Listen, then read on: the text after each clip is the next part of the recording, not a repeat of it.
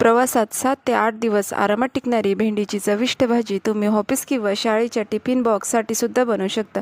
भेंडी स्वच्छ धुवून झाल्यानंतर सुती कपड्याने पुसून पूर्णपणे कोरडी करून घ्यायची, म्हणजे ती चिकट होत नाही, जास्त दिवस टिकून राहते.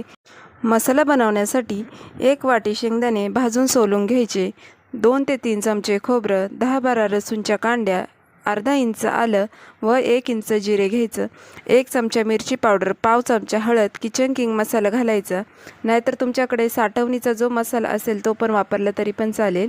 कढीपत्ता घालायचा, सर फिरून घ्यायचं. तेल छान धूर निघेपर्यंत कडकडीत गरम करून घ्यायचं. यामध्ये भेंडी तळून घ्यायची.